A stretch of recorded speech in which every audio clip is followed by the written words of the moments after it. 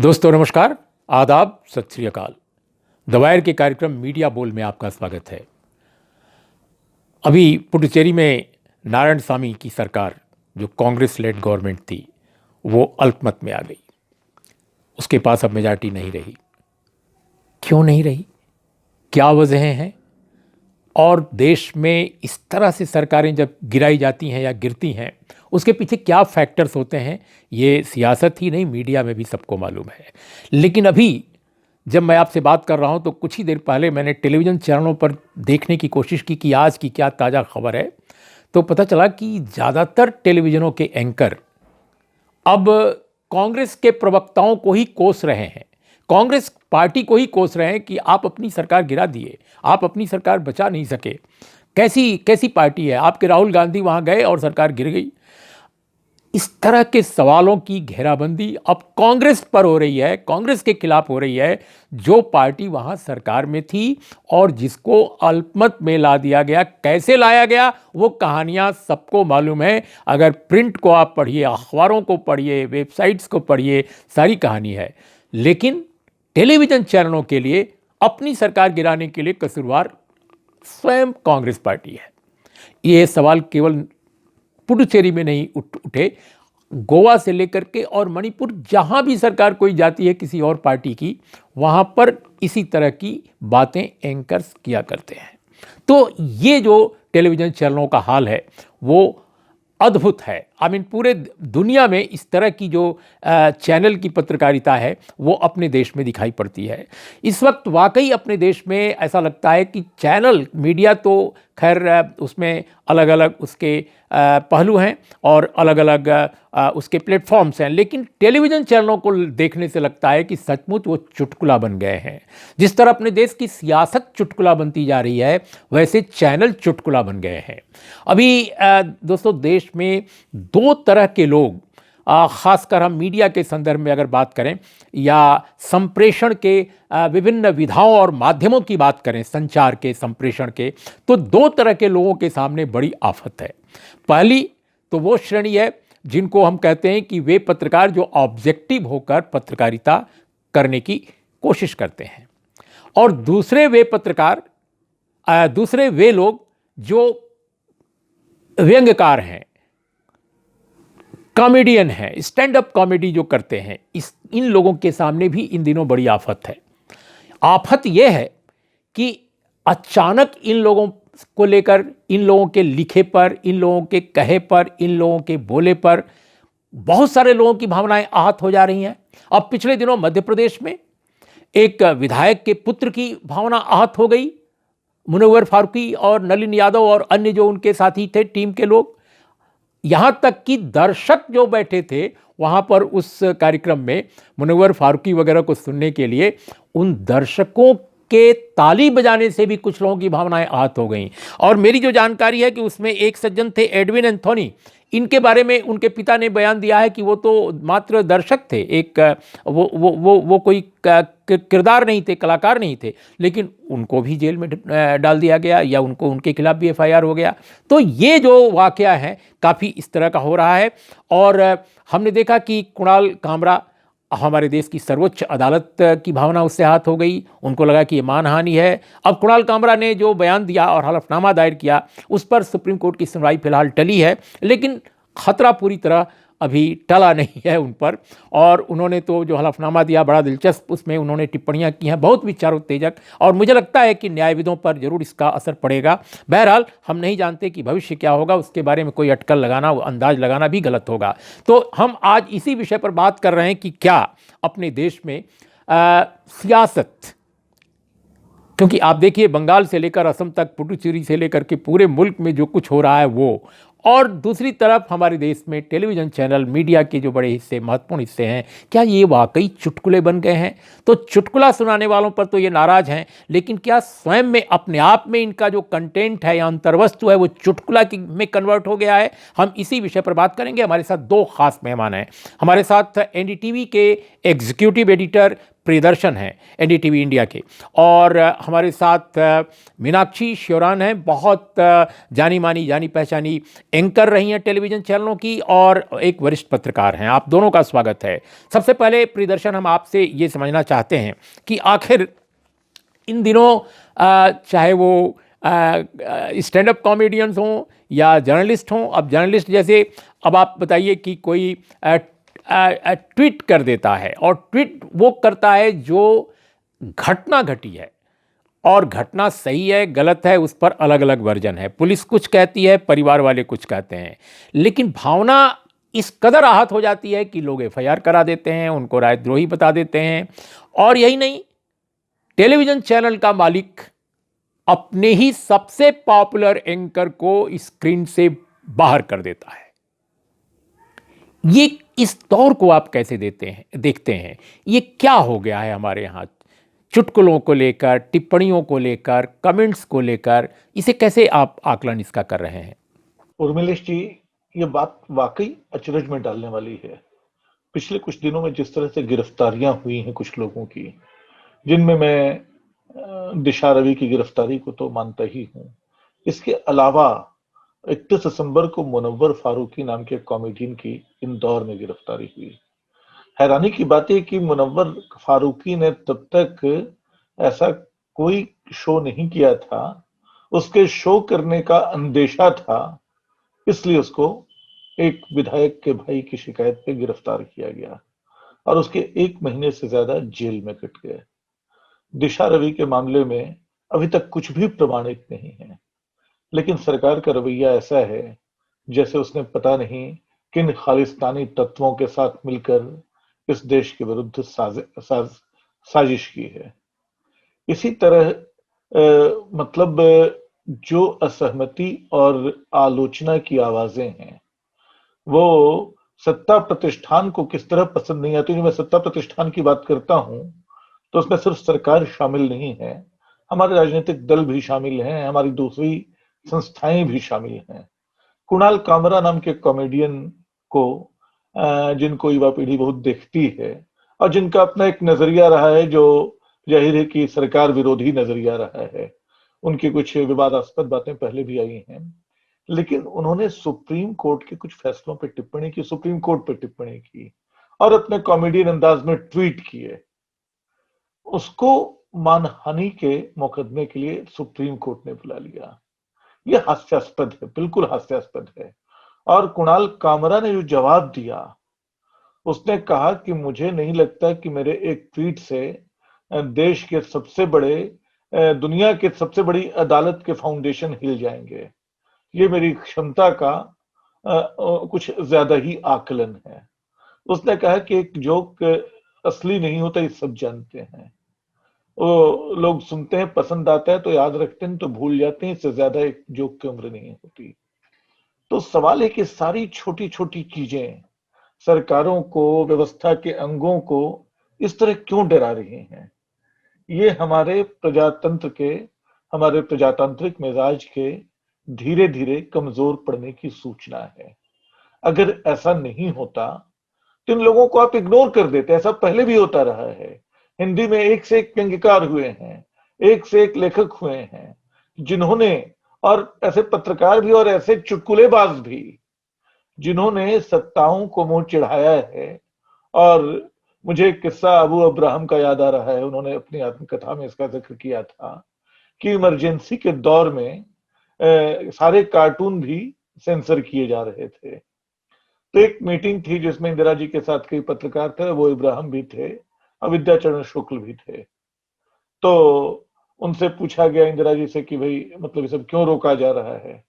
इंदिरा जी ने कहा कि because we want to stop the spread of rumour, हम अफवाहों का प्रसार रोकना चाहते हैं। तो इस पे अबू अब्राहम ने कहा कि but why do you want to stop the spread of humour, मेरे कार्टून क्यों रोके जा रहे हैं? अबू अब्राहम ने लिखा कि इसके बाद इमरजेंसी में उनके कार्टून नहीं रोके गए। मैं नहीं जानता हूं कि इसके बाद उन्होंने वैसे तीखे कार्टून बनाए या न बनाए, लेकिन कार्टूनों की, व्यंग्य की, स्टैंड अप कॉमेडी की एक परंपरा दुनिया भर में रही है जो सत्ताओं को मुंह चिढ़ाती रही है। सत्ताएं इसके आगे कमजोर पड़ती हैं तो उनकी अपनी कमजोरी है। भारतीय लोकतंत्र में ये कमजोरी बढ़ी है। एक बात और मैं आपको ध्यान दिला दूं, जब प्रतिरोध के दूसरे रास्ते चुकने लगते हैं, जब राजनीतिक संस्थान अविश्वसनीय होने लगते हैं, जब जुलूस, धरने, आंदोलन पुलिस दमन के शिकार होने लगते हैं, तो ऐसे में रघुवीर साहब की कविता है हंसो हंसो जल्दी हंसो, उसमें यह भी है कि हंसो कि तुम पे निगाह रखी जा रही है और कितना हंसो इसका भी ध्यान रखो। लेकिन तब भी लोग हंसते हैं, चुटकुलों से बात कहते हैं। और यूरोप में, जर्मनी में, नाजी जर्मनी के दौर में वहां जो विस्परिंग जोक्स चलते थे, यानी फुसफुसाते हुए लोग एक दूसरे से चुटकुले कह के अपना गुस्सा हिटलर के प्रति अपनी राय व्यक्त करते थे। हिंदुस्तान को वैसे विस्परिंग जोक्स झेलने न पड़े, हिंदुस्तान को एक ऐसा लोकतंत्र न बनाने की कोशिश हो जिसमें हंसी मजाक भी, छोटे छोटे प्रतिरोध भी बिल्कुल बेमानी बना दिए जाए, इसका ख्याल रखना हमें जरूरी है। मीनाक्षी, मेरा आपसे यही सवाल है कि भाई आज आपने इतने दिनों तक टेलीविज़न में आपने काम किया, लेकिन आपने आज के टेलीविज़न को आप कैसे देखती हैं कि क्या वो समाज में जो कुछ घटित हो रहा है उसको वाकई टेलीविज़न में एक खबर के हिसाब से, विश्लेषण के हिसाब से वो चीज़ें आकार पा रही हैं? देखिए उर्मिलेश जी, साफ तौर पर नज़र आ रहा है कि मीडिया जो है वो बटा हुआ है, और इस लिहाज से बटा हुआ है कि रिएक्शंस जिस तरह से आते हैं हम बहुत अच्छे तरीके से समझ पाते हैं। एक तरफ एक चैनल है वो ये कहता है कि 21 साल की लड़की है दिशा रवि, उससे क्या फ़र्क पड़ जाएगा अगर वो टूल किट मामले में संलिप्त है, और अगर उसने कुछ इस तरह की चीज़ों को साझा किया है या उसकी कोई सहभागिता रही है। हमारे देश में तमाम जांच एजेंसियां हैं जो बेहतर तरीके से जांच पड़ताल करके, और अगर वाकई ये इतना बड़ा मामला है कि इसको राजद्रोह की श्रेणी में लाया जा सकता है, हमारे देश की छवि को धक्का लगा है, कुछ इस तरह की चीज़ें हैं उसमें जो कि नहीं होनी चाहिए थी। हमारे यहाँ तो न्याय व्यवस्था है, हमारे यहाँ पर एक पूरा का पूरा तंत्र है, उसके हिसाब से क्यों नहीं ये मामला हुआ, क्यों इस तरीके से 21 साल की एक लड़की को उठाया गया और फिर दिल्ली लाया गया। एक धड़ा इस तरीके से इसको कहता है, एक धड़ा ये कहता है कि क्यों लाया गया, जो कि पर्यावरण को लेकर काम कर रही थी लड़की, उसके साथ इस तरह का सलूक क्यों किया गया। जबकि दूसरी तरफ एक धड़ा ये भी कहता है कि 21 साल की उम्र में इस तरह की संलिप्तता अगर है तो आप देखिए कि इरादे और वादे जो हैं किस तरह के ख़तरनाक हुआ करते हैं। ये हमारे देश के लिए चैलेंज है। अगर युवा इस तरीके से जा रहे हैं, लोगों ने इसमें क्रिश्चियनिटी को ढूंढा, उन्होंने कहा कि दिशा रवि जोसेफ है, और ये पूरा का पूरा जो एनोलॉजी है उसको उस तरीके से समझना होगा, जो पूरा का पूरा सिस्टम जिस तरह से चल रहा है, लेफ्ट का इसमें जिस तरह से रोल है, ये तमाम चीज़ें समझने की ज़रूरत है। तो बेसिकली जो कहा जा सकता है इस सवाल के आपके जवाब में वो यही है कि मीडिया बंटा हुआ है। हम तो यही पढ़ते थे और यही पढ़ाते हैं कि 5WH जो है वो पूरा होना चाहिए। वो 5WH कहीं नज़र नहीं आता। क्या वो सिर्फ़ और सिर्फ मीडिया की जिम्मेदारी है? ये जांच एजेंसियां जो जिस तरीके से काम कर रही हैं इस तरह के पूरे मामलों को लेकर, वो भी है। और सिर्फ एक दिशा रवि ही क्यों, बहुत सारे मामले हैं। हम तो देश के बाहर भी जो मामले हैं वहाँ भी एक तरह से अपनी नज़र बनाए हुए हैं। और कुल मिलाकर स्थिति ये है कि जो दर्शक है उसी को ये तय करना होगा कि वो अपने विवेक को जगाए और उस विवेक के हिसाब से वो देखे समझे कि कौन जो क्या दिखा रहा है उसके साथ खड़ा हुआ जा सकता है या उसके साथ जाया जा सकता है, या फिर हमको एक बैलेंस विचारधारा कही जाती है जिसमें दोनों ही तर्कों का समावेश होता है, और उसी दिशा में हमको आगे बढ़ना चाहिए। तो बतौर मीडिया जर्नलिस्ट हमारी ये जिम्मेदारी है कि कम से कम जो सच है या जिस तरह से चीज़ें हैं, एक तरह से जो एक हम इन्फॉर्म करने की स्थिति में हुआ करते थे वैसे हम इन्फॉर्म करने की स्थिति में क्यों नहीं हैं। सवाल इसको लेकर तो बड़ा बना हुआ भी है और शायद आने वाले और थोड़े वक्त में उर्मिलेश जी बना रहेगा।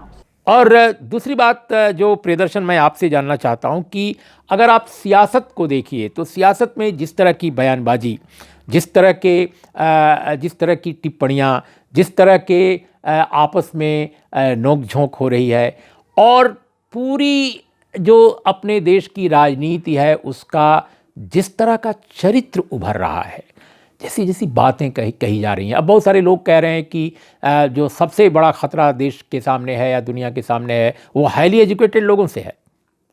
अब आतंक का भी खतरा बता रहे हैं लोग, हिंसा का भी खतरा बता रहे हैं लोग। और हिंसा और आतंक करने वाले कौन लोग हैं, हमारे सामने सबके चेहरे सामने दिखाई देते हैं।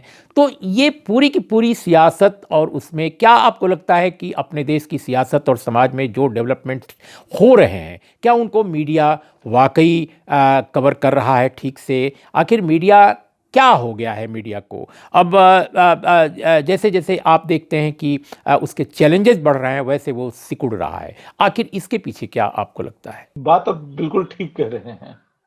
हमारा मीडिया, हमारी राजनीति, सब कुछ जैसे चुटकुले में बदलते जा रहे हैं। एक तमाशा मीडिया ने बना दिया है सब कुछ का। और आप हमारे नेताओं के बयान देखिए, आप हास्यास्पद ढंग से जान जाते हैं कौन क्या बोलने वाला है, किस तरह बोलने वाला है। और मीडिया तो मतलब ये आज की प्रक्रिया नहीं, पिछले कई वर्षों से जारी है, जिसकी हम तमाम तरह से आलोचना करते रहे हैं।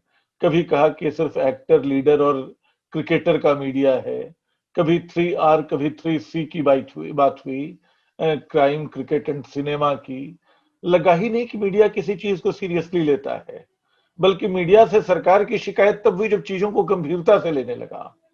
आपको याद होगा कि ऐसे कई चुटकुले मीडिया ने बना दिए। यानी देश के दो तीन बड़े टीवी चैनलों पे जब 2000 के नोट बैन हुए थे और नए नोट निकलने की बात हुई थी, तो ये खबर चल पड़ी कि नए नोट में चिप होंगे जिनको जमीन के भीतर गाड़ दिया जाए तब भी उनका सुराग पता लगाया जा सकेगा।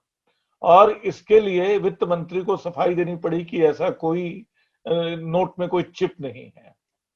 कुछ दिन पहले मैं एक और चैनल पे एक कार्यक्रम देख रहा था। वो कार्यक्रम इस बात पे था कि एटमी हमले की सूरत में आप अपनी रक्षा कैसे करें। यानी वो जैसे आम भूकंप होता है कि आप पलंग के नीचे घुस जाएं और आप किसी तहखाने में शरण लें, इस तरह की हास्यास्पद सलाह वहां मिल रही थी। जो एक प्रतिष्ठित टीवी चैनल है, वहां से ये चल रहा था कि एटम बम, मतलब उनको मालूम नहीं होगी कि एटम बम की विभीषिका क्या होती है। इसके बारे में थोड़ी सी जानकारी इकट्ठा कर लेते। अमिताभ घोष की एक किताब 98 में आई थी, छोटी सी किताब है, काउंट डाउन। उसमें वो एक वैज्ञानिक के साथ उसके दूसरे हिस्से में इंडिया गेट के चारों तरफ एक कार से घूमना शुरू करते हैं। अब वो न्यूक्लियर साइंटिस्ट उनको बताता है कि अगर मतलब हिरोशिमा और नागासाकी की क्षमता से छोटा बम भी गिरे तो कैसी तबाही करेगा। वो बताते हैं कि लोग, इतनी तेज रफ्तार हवाएं होंगी कि लोग बिल्कुल मिसाइलों की तरह उड़ेंगे। उसमें आप जाके खंभों से टकराएंगे, खंभे आपसे टकराएंगे, आप इमारतों से टकराएंगे, सब कुछ चकनाचूर हो रहा होगा। और शायद उसकी भी नौबत नहीं आएगी, क्योंकि तापमान इतना ज्यादा हो चुका होगा कि वो आपको बिल्कुल पिघला देगा। और हम लोगों को बता रहे हैं कि एटम बम गिरे तो आप उनसे कैसे अपनी रक्षा करें। ऐसे चुटकुले बहुत कॉमन हो गए हैं। और इधर के दिनों में तो जैसे पुलिस का कोई भी बयान आ जाए आतंकवाद को लेकर, देशद्रोह को लेकर, मीडिया उछल पड़ता है। उसको लगता है कि हाँ, उसने एक देशद्रोही पकड़ लिया।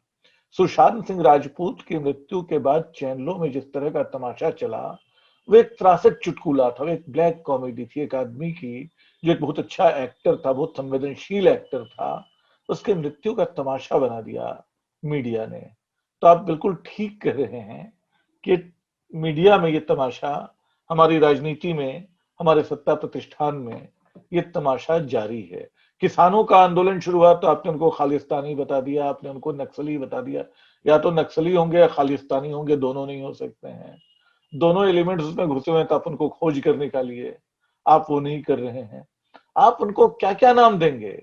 और उनकी मूल बातें जो हैं कि आप एक कानून वापस लीजिए, उस कानून को वापस लेने को आप तैयार नहीं है। जी, और मेरा दूसरा सवाल है मीनाक्षी की, ये क्या पूरे के पूरे मीडिया और पूरी अपनी जो सियासत है, एक बहुत सारे व्यंग्यकारों का भी कहना है कि हम तो चुटकुले पढ़ते हैं, चुटकुले बोलते हैं, लेकिन सियासत और मीडिया स्वयं में चुटकुला बन गया है। तो इसको आप कैसे देखती हैं? बहुत सही कहा उर्मिलेश जी। जिस तरीके से हम सब जानते हैं कि कितनी बड़ी बड़ी खबरें इस देश में हो रही हैं, उनको कोई तवज्जो नहीं मिल रही है। तवज्जो क्या, उन्हें किसी तरह का कोई स्पेस ही नहीं मिल रहा है। और बहुत सारी ऐसी छोटी छोटी खबरें हैं जो शायद नेशनल मीडिया के जिसको कहते हैं कि हम उस कैटेगरी में, उस दायरे में फिट भी नहीं होती हैं, लेकिन बावजूद उसके कवरेज पुरजोर तरीके से मिल रहा है। बंगाल चुनाव का आपने खुद ही जिक्र कर दिया। बंगाल चुनाव जितना लाइमलाइट में है या जिस तरह से कवरेज उसको मिल रहा है, क्यों नहीं जो दिल्ली के आसपास जो किसान एक तरह से नवंबर से ही कैंप किए हुए हैं और लगातार आंदोलन की शक्ल किस तरीके से बढ़ रही है, चाहे वो महापंचायतें हों या फिर रेल रोको हो, सब कुछ तो है, लेकिन आप और हम सब जानते हैं कि उसको उतनी तवज्जो नहीं है जितनी की होनी चाहिए। और शायद एक यही वजह है कि जिसका हल उस तरह से हो जाना चाहिए था अब तक, वैसा हमको होता नज़र नहीं आ रहा है। और कॉमेडियंस का आपने या फिर इन जो कलाकार हैं इनका जिक्र किया, ये अपने आप में बताने के लिए काफ़ी है। किसी एक व्यक्ति विशेष को क्या हम उस तरीके से थ्रेट मान सकते हैं? और वो भी फिर तो हमें पूरा का पूरा इतिहास, पूरा का पूरा सिनेमा जो है वो उस तरह से देखना पड़ेगा। हमारे सिनेमा ने तो किन किन लोगों को किस किस तरीके से चरितार्थ किया है, सवाल उसको लेकर भी थे। लेकिन आजकल तो व्यक्तिगत तौर पर हम जो देखें, एक तरह से हमलावर होने की जो स्थिति है, मतलब सुविधा के अनुसार है।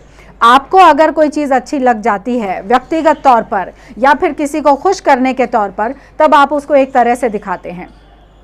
और अगर आपको नहीं उस तरीके से रास आता है तो फिर आप उसको दोयम दर्जे का ना सिर्फ मानते हैं, यानी सुविधा के हिसाब से जो पत्रकारिता हो रही है और वो वाहन पर जिस तरीके से पत्रकारिता हो रही है, पत्रकारों का जो शैली है वो अपने आप में है। अब देखिए ना, हम तो 5WH की बात जो किया करते थे, 5W1H की बात, क्या वो हमें नज़र आती है? क्या उस तरह की रिपोर्टिंग है? ये अपने आप में सवाल उठाने के लिए काफ़ी है।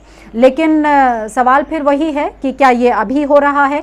देखिए, होता तो पहले भी रहा है। और सौभाग्यवश नीरा राडिया टेप को लेकर जितना हम लोगों ने उस टाइम पर कवरेज किया था और सरकार के ऊपर सवाल उठाए थे, तो आज क्या हम उस स्थिति में नहीं हैं? हम तो आज भी सवाल ही उठा सकते हैं, क्योंकि पत्रकार सवाल उठाने के अलावा कुछ और कर ही नहीं सकता है। तो इसमें चाहे कॉमेडियंस हों या और भी इस तरह के कलाकार हैं जो अपनी अपनी शैली के हिसाब से अपने उनका जो एक नज़रिया है और उनका जो एक टैलेंट है नेचुरल, वो उसी हिसाब से तो सवाल उठाएंगे। क्या हम अब कवियों के ऊपर, स्टैंड अप कॉमेडियंस के ऊपर इस तरीके से बैन लगाने के लिए या उनके खिलाफ कोर्ट में मूव कर जाएंगे?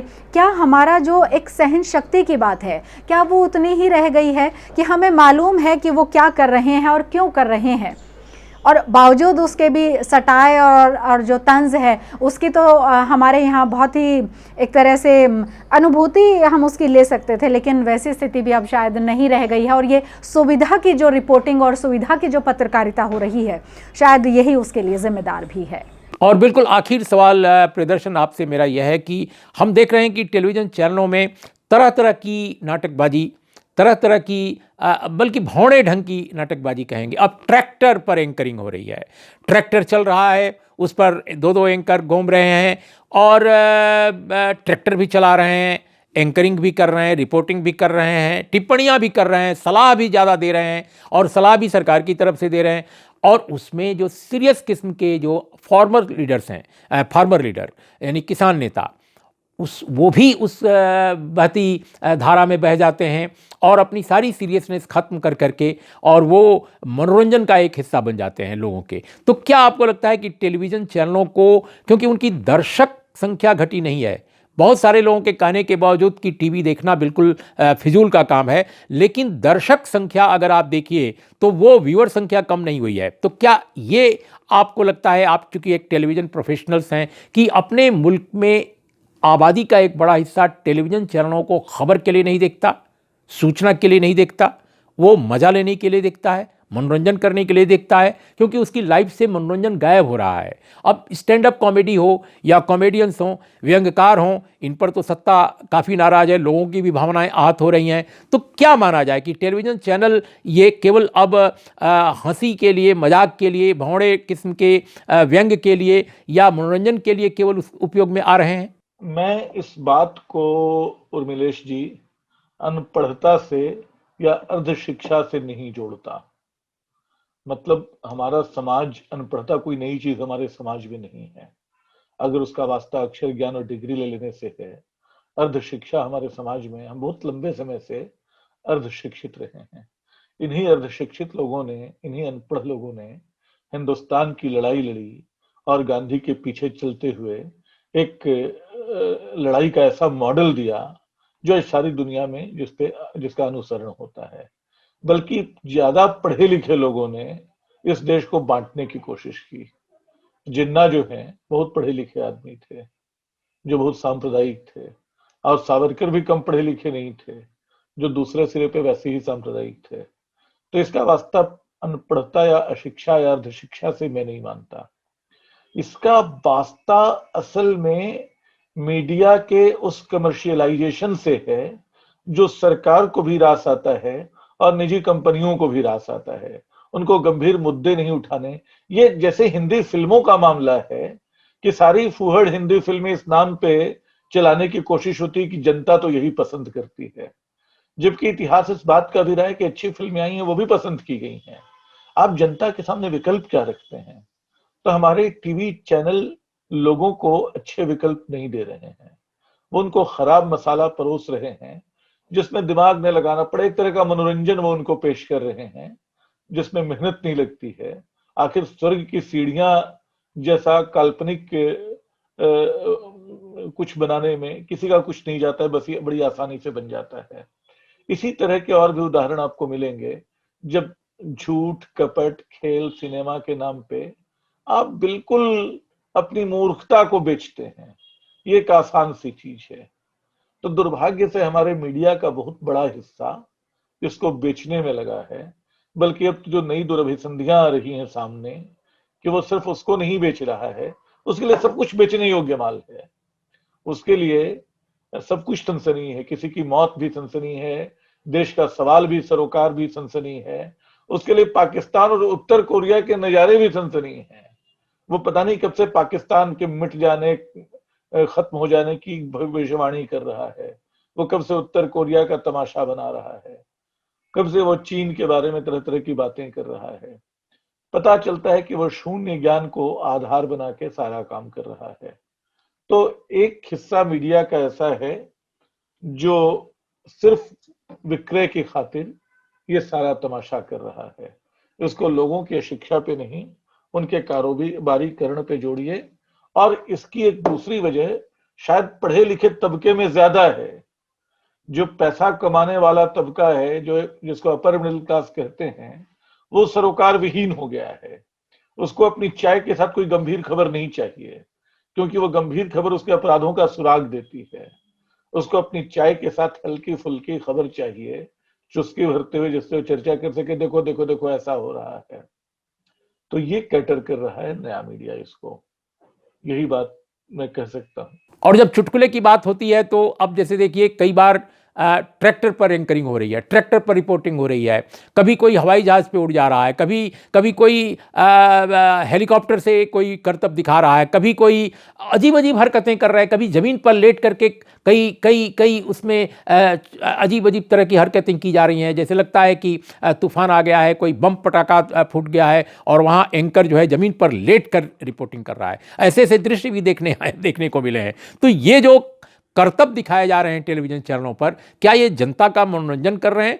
सूचना चूंकि देनी नहीं है, विश्लेषण करना नहीं है, गंभीरता दिखानी नहीं है, तो क्या ये एक हंसी मजाक के लिए टेलीविजन चैनल एक उसका उपकरण बन गए हैं? सही कहा आपने उर्मिलेश जी। और ट्रैक्टर पर जिस तरीके से वो इंटरव्यू हुआ है, हमारे एक मित्र हैं, उनका भी जर्नलिज्म से ही नाता है, और उन्होंने कहा कि आजकल अगर हम देखें तो ये जर्नलिज्म कम और ये इवेंट जर्नलिज्म ज़्यादा हो गया है। यानी हमें कुछ ना कुछ इवेंट क्रिएट करना होगा, कुछ हमको इस तरीके से बताना जताना होगा कि आप हमारे साथ आइए। और यही वजह है जिसका आपने जिक्र किया ना सर, कि दर्शक तो कम नहीं हो रहा है। दर्शक के पास ऑप्शन क्या है? या तो फिर वो सोशल मीडिया की तरफ ही जाए, क्योंकि वहाँ पर उसके पास चॉइसेस हैं। और अगर मेन स्ट्रीम मीडिया की हम बात करते हैं तो उसके पास जो चॉइस का मामला है वो थोड़ा सा लिमिटेड हो गया है। शायद एक यही बड़ी वजह है कि अब इवेंट पत्रकारिता जो है वो ज़्यादा हो रही है। इवेंट पत्रकारिता से भी शायद हमें सवाल नहीं होना चाहिए, क्योंकि हमारी तो राजनीति भी एक तरीके से इवेंट की तरफ लगातार बीते कई साल से हम देख रहे हैं। लेकिन जो सवाल है वो ये है कि पत्रकार मर्यादा क्यों भूल जाता है। बुलाए हुए मेहमान के साथ में आप क्या इस तरीके का बर्ताव जो करते हैं, क्या वो सही है? आप धमकाने की स्थिति में तो नहीं आ सकते हैं। वो अलग बात है कि आपका मेहमान आपसे डर पाया या नहीं पाया, उसने किस तरह से जवाब आपके सवालों का दिया, लेकिन इसको पत्रकारिता तो हम उस लिहाज से नहीं कहते हैं जैसा कि हमने पढ़ा या हम पढ़ा रहे हैं या फिर हमने अपने बीते 15-17 साल के अनुभव के तौर पर देखा। और बहुत से ऐसे जर्नलिस्ट हैं उर्मिलेश जी जिनको हम व्यक्तिगत तौर पर जानते हैं। वो व्यक्तिगत तौर पर ऐसे इंसान नहीं हैं, लेकिन वो पत्रकार ऐसे क्यों हो गए हैं, वो तो उन्हें भी सोचना चाहिए। और दर्शक तो फिर देखिए, जैसा मैंने पहले भी कहा, दर्शक के पास ऑप्शन क्या है, उसके पास अगर हम और ज़्यादा ऑप्शंस मुहैया करवाएंगे तब शायद वो चूज़ करने की स्थिति में आ पाएगा। नहीं तो फिर देखिए, पत्रकारिता जिस तरह से सवालों के घेरे में है, आम आदमी के जहन में मीडिया अपनी साख और छवि को लेकर आम आदमी क्या सोच रहा है, अगर उसको लेकर थोड़ा सा और सतर्क होकर बातचीत करने लगेगा, जानकारी देने लगेगा, तो शायद जो ग्राफ थोड़ा नीचे की तरफ जा रहा है उसको ऊपर की तरफ आने में कोई रोक भी नहीं पाएगा।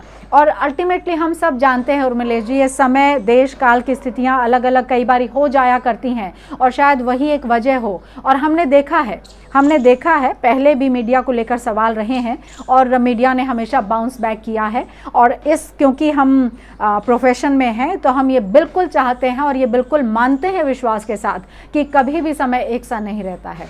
आज जो स्थितियां हम सवालों के घेरे में देख रहे हैं, कल शायद जवाब के तौर पर भी देखेंगे। दोस्तों, आपने हमारे दोनों मेहमानों की ये बात सुनी कि क्या वाकई हमारे अपने देश की सियासत और अपने देश के मीडिया में एक चुटकुलापन काफ़ी तेज़ी से बढ़ गया है। क्या हम सचमुच जो संचालन करने के लिए सत्ता के या समाज के या निकायों के जो चीज़ है, क्या उसका इतना ज़्यादा उसमें गिरावट आई है कि सब कुछ एक चुटकुले की में तब्दील हो गया है और मीडिया, खासकर टेलीविज़न चैनल, उसी की तरह से चुटकुलेबाजी कर रहे हैं और स्वयं चुटकुलेबाजी करते करते स्वयं में चुटकुला बन गए हैं। हम आप पर छोड़ते हैं। नमस्कार, आदाब, सत श्री अकाल। द वायर के और वीडियोस देखने के लिए सब्सक्राइब करें और बेल आइकन पर क्लिक करें। स्वतंत्र पत्रकारिता की आर्थिक मदद करने के लिए डिस्क्रिप्शन में दिए गए लिंक पर जाएं और अपनी राशि चुनें।